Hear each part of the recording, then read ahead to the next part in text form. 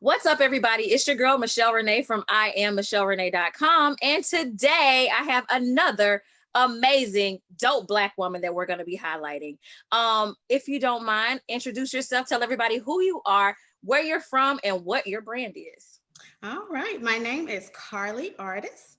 I am originally from Mississippi, residing now in Atlanta. My brand is Flourish, and it is uplifting women, inspiring women to flourish. So flourish. It's not spelled the way that it's typically spelled. It has her in the middle. So her Flourish. is the focus. Yes, her is the focus. And you know, we are all things woman over here at iamMichelleRena.com. So I'm so glad to have you. Listen, so y'all know I have to give a quick little backstory of how I discovered Carlye.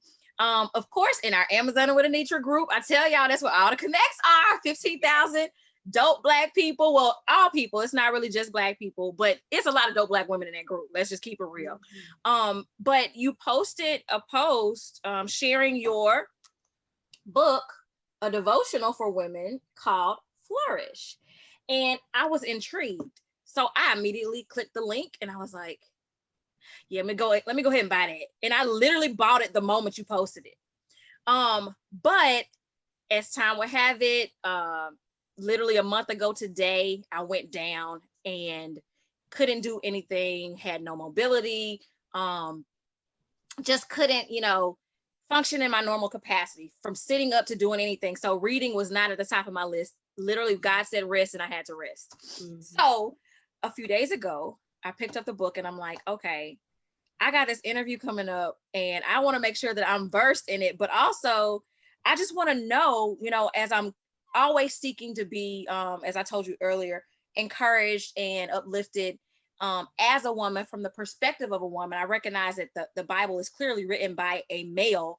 So I need to have that perspective from a woman of how these things apply to me, right? Mm-hmm. So today, walk in, open up the book, and just like I told you offline, Carlye, honey got in, started digging deep. I'm writing my notes in the panels and everything. And I'm like, in the margins.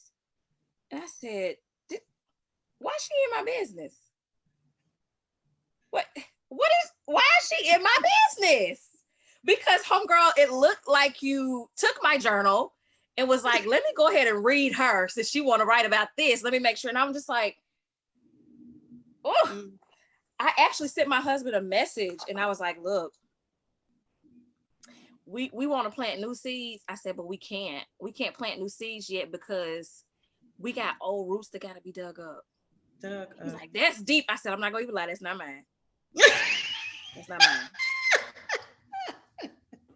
I said, but seriously, I said, we know what we want. We know what we're trying to work towards. And in order to do that, we have got to dig up the roots, get to the root of it. But listen, as I was going through, that was just today, as I was going through more, every single devotional, it's not your standard devotional first and foremost. Every single devotional piece in it really kind of calls you to the carpet. So if you're not ready to be real with yourself, or flourish, you gotta be ready. So I feel like God was like, okay, I think you're ready. I think you're ready to deal with yourself. I done made you sit with yourself for a month. So you might be ready. Tell me how you came to develop this. Like I know this is your baby. Right. How did this baby become birthed? What was the process? It was definitely God orchestrated. And it blows my mind every time I think about it. Just a year ago, May, I was in a dark place, a very dark place. And so much so that when I woke up and I looked at myself, I didn't recognize who I was. Like, who are you? What has happened? What has, become of you? What is going on? Like, I do not recognize this person. You're not doing things the same. You're not thinking the same. Who are you? And I didn't like it. I did not like it. And so I reached out to a friend of mine. She happens to be a life coach. And I said, girl, I need help. I was willing to do whatever I needed to do, so that she could help me through this. And our first meeting, she talked about people living a life of languish, just whatever. And I was like, I can't do that. I can't do that. I have to flourish. I have to live the life that God wants me to live. And immediately that day, I began to breathe again. I could feel the breath coming back. And so I just started writing about things that were happening as I was flourishing, as I was, becoming the person that I really desire and the person that God desires me to be. And so I was just journaling, and I read one of them to her, and she was like, girl, this don't sound like a journal entry. This sounds like a devotional. And I was like, you know what? It does, doesn't it? And so she said, you need to start typing those up. And then at the end, we'll see what happens. And so that's what I did. And then as he was giving them to me, he started giving me scriptures to go with it. And it flourished. It went from there. I had no intention of writing a book. I had no intentions of publishing a book. Bam. See how that purpose, like, I think sometimes we get discouraged when we're in a dark place, because when we're in it, we feel like we're going to be in it forever. We don't realize it's just a period in time. It's a period. That's it. Like, and periods is when you teach language or you teach English, you teach kids that a period is a brief pause and then you move on. Get on, but yep. But when we live life, we think of a period as this long, drawn out thing.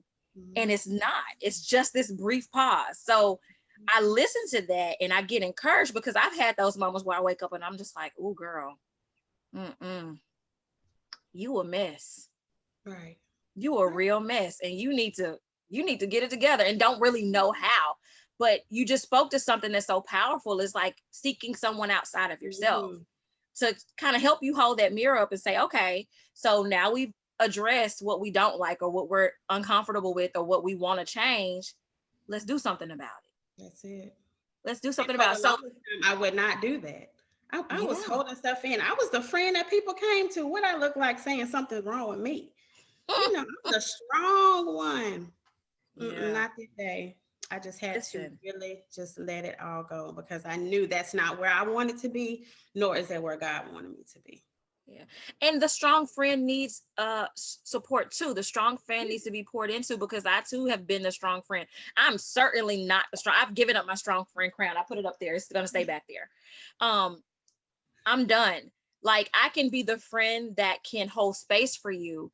I can be the friend that can be a listening ear and be a confidant for you, but I can't be everything, because I also need that same thing. I need those same things from my friends.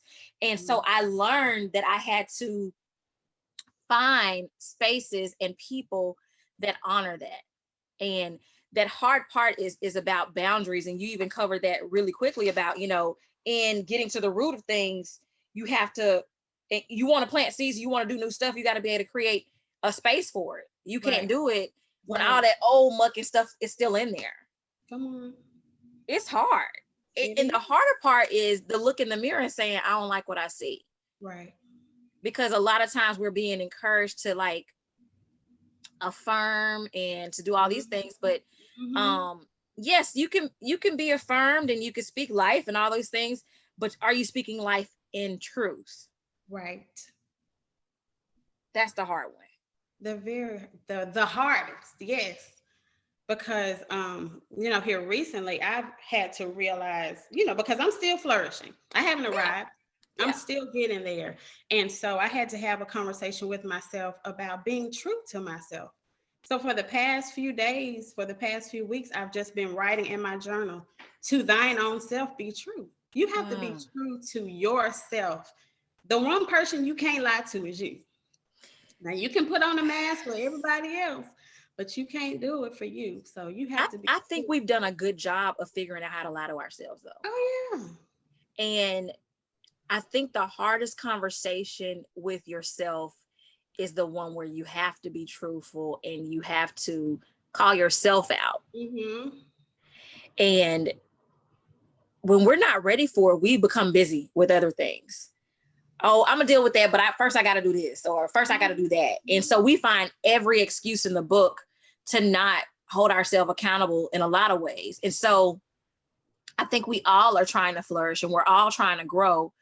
But sometimes our growth points have to deal with some ugly first, like before we can even get there. And that's just like how you were talking about, just getting to the root of things.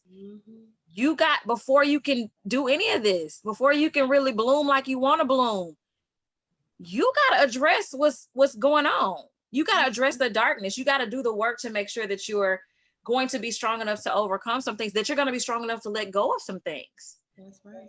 That you've been comfortable with, some titles, some relationships, some friendships, some situationships, some jobs, some things, some people, and it's hard. And I think for so long, women have been put in this position to where we feel like we have to have certain things to be a woman. Yeah. And before I knew it, I can't remember who I was talking to. This is a conversation that actually I do know who I was talking to. I was talking to my colleague yesterday, and we were talking about how for so long the affirmation of being a woman had been held by the tongue of a man.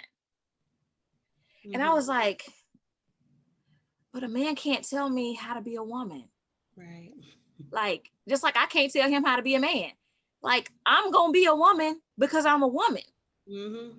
And I'm going to be who I am because of who I am. And the hard thing about that is owning that. Mm-hmm. Because we've been told that the only way you can be a woman is if you're married.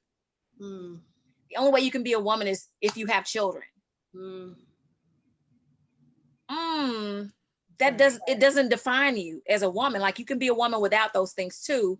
And I think it's made it hard. So when we think about really being able to flourish in that way, I think what you open up is for women to understand that, hey, you're not missing anything but an understanding of yourself. That's all you're missing. That's exactly what it is. Anything else is a bonus. Like, but what you need to have first is, like you said, to thy own self be true. First, you need to have your understanding of who you are. Mm-hmm. And I love that you're creating this space for women to really lean into privately, because when we think about devotionals, a devotional is a private moment of reflection. It's this time you have to think and work through your thoughts, your feelings, your spirit, yourself, right? So to be able to create something like this, I think is extremely powerful. Thank you. To God. Absolutely. And I left out a piece. It actually went from me journaling to me blogging and then the book. So there is a blog, and I still do that every week. And so still, trying to uplift us. And because what's the name of the blog? It's Flourish. Yes. Mm-hmm. Flourish. Yep. So because we get so caught up. We get caught up in being a mommy. We get caught up in being an employee. We get caught up in being a daughter, a sister. We get caught up in all of these things. And that's what happened to me. I got caught up in all of these other things that people were calling me. I forgot who I called me. And so that was the thing, that my coach really brought out of me, was some things that were going on inwardly that needed to come out. And I vowed that not another woman connected to me will go through that. Yeah. It's so heavy. They say heavy is the head. Like, we're carrying all these titles. We're carrying all these things. It is exhausting. I told myself, I was like, my back hurt. He's like, well, you ain't carrying none of the money. I said, my back hurt, not from the literal weight, from the figurative weight, from having to carry all these different things. Like, you become tired. And it's so crazy because if you're familiar with Greek mythology, you see the picture of Atlas carrying the world on his back. Atlas is depicted as a man, but clearly Atlas is a woman. Got to be. Got to be. As much stuff as we carry around. Mm-hmm. And I'm going, it is hard because you also have mom guilt, because moms are not supposed to become tired for some reason. Mm-hmm. You're not supposed to, this superwoman energy that allows you to be able to do all things at all times. We don't have it. That's not real. Mm-mm. And it becomes frustrating because our society really wants to depict that that's real. And I'm like, we're not even finna lean into that. No, that's not what's going on here. So I think it's powerful that you understood that, hey, something's going on with me and I don't really like it. And I know if I don't like it, that means I need to do something about it. Mm-hmm. And then you actually did something about it. You didn't just say it. You actually did something about it. And a lot of times we will recognize that there's something going on and be like, yeah, it's a problem. And that's And it. that's it. Mm-hmm. And it's got to be more than that. That's it's got to be this intentional journey to try to correct and try to make sure that you don't, like you said, you don't want another woman to go through this. Mm-mm. That's important. So I actually love that you have this place. I love that you have an additional platform with your blog that's going to share that. So we'll be sure to link that information as well.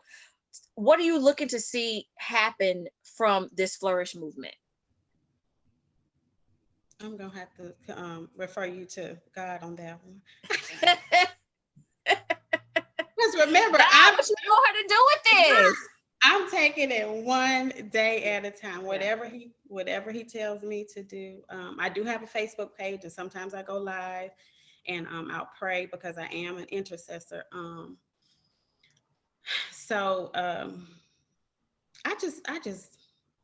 I really look forward to the responses that I get. If one person responds to a blog, then I've done what I was supposed to do. So, like I said, I'm just taking everything one moment, one day at a time, and wherever he takes it is where it's going to go. Listen, I understand completely. I tell people all the time, I said, the work that I'm doing is not for me because this is not how I pictured my blog going at all. Mm-hmm. I had completely different visions for what I wanted iamMichelleRena.com to be. But when God gave me the vision for it, I looked sideways because I was like, like, why would I do a whole blog uplifting women? Like, I love women. I think women are amazing. And I was like, but why do I need to do a whole blog? Like, I live with 4 of them. What am I doing? And he was just like, just listen. Mm-hmm. Just listen, just be obedient. And so I've been obedient. And some of the people, a lot of the people that I've met and encountered on this journey, people that have poured into my life in ways I really can't even describe, have come through this work. Mm-hmm. And so I have to keep going. I'm like, okay, God, I didn't understand the assignment, but thank you. I get it. I'm getting it. Even when it came down to taking a break from it. And just having people who are like, I understand, I support you. You don't understand how much, you sharing your mental health journey has helped me. Things of that nature have been like a critical thing. Cause I'm like, that's why we do what we do. That's why Monica and I write the pieces that we write. That's why we are so transparent and telling in the journey and the story we have, because when Monica and I went to school together at Mississippi State, she moved to Alaska, then moved to Japan, and we just kept in touch on Facebook. But we reached out and then realized that we were sharing some similar issues. And I was like, you way in Japan. Like, people in Japan don't have issues, right? But we shared these similar issues. And once we started talking about it and talking through it, like, one of her interviews is like one of the most watched interviews on the channel. One of the most responded to. Like, people were like, oh my gosh, I can totally relate. And I'm going, people can relate because this is real. You don't often get Black women talking about the hardships of being a Black woman in a non-aggressive, like, we're not trying to seek fame in talking about what we deal with. We want to let people know that look like us, that are experiencing it like us, that are regular people just like us, that we're going through it too. And these are the things that we're doing to try to get over it, or these are the strategies that we're using to try to overcome it, so that people could normalize being able to get through, because it's hard. So that's why things like Flourish, the blog, and the devotional, that's why things like this are important, because it's a blessing that you're not a celebrity trying to sell a devotional. You're a regular praying, God-fearing woman who's trying to help people understand that, hey, baby girl, you're not alone. Right. I was right there. You know what? I'm still right there. Right, I'm right beside you as We walk in this thing together. Yeah. And I think more of us knowing that people are here in this journey with us, and able to lean into it and build a tribe, build a community. I think that's important, because I talk to my mom a lot, and my mom has friends from like elementary school. My mom is in her 70s. She don't care. She about to be 78. She love it. No, she is 78. Sorry. She's about to be 79. But she still has childhood friends. And so, I look at her friends and I was like, that is so sweet to me. You've always had these people since you're 4 or 5 years old, and y'all, in this space together. And I was like, other than my cousins, I don't have that. Right. It wasn't until I went to college, they got my line sister, stuff like that. And so I'm building and cultivating relationships. I said, but what I do love about my mom is she doesn't just have those friends from childhood.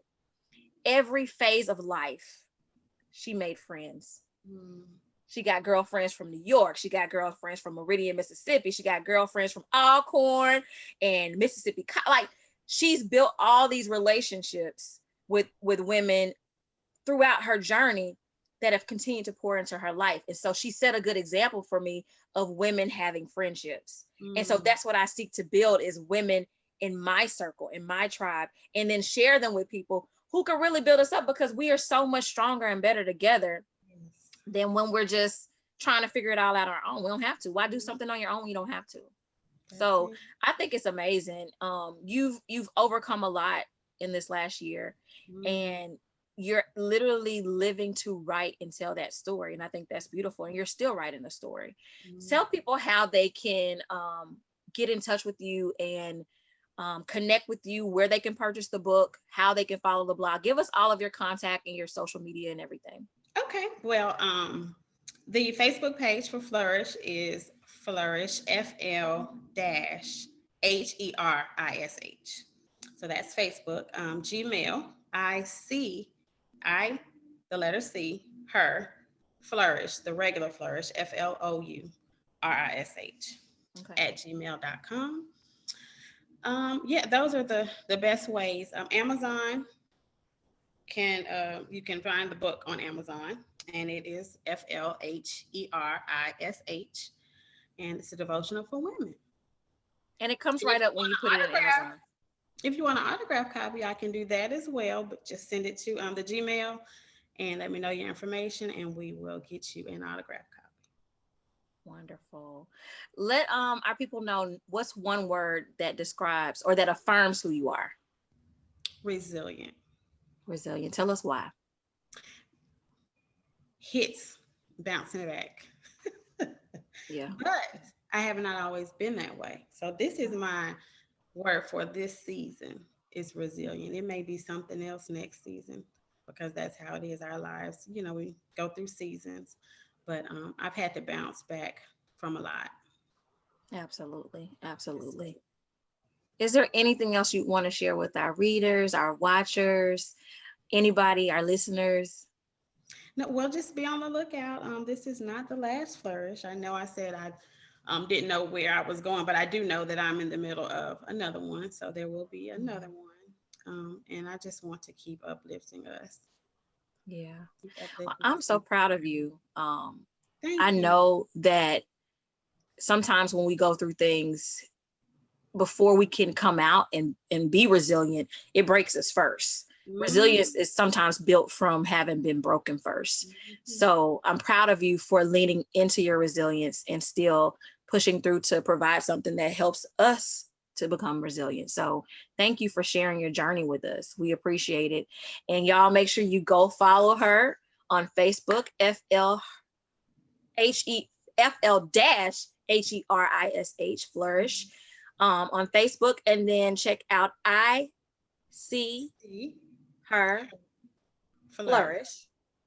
at Gmail. Yes, I got it. Honey, that memory has been something a couple weeks, so it's coming back though. I'm so grateful for the time that you spent with us today.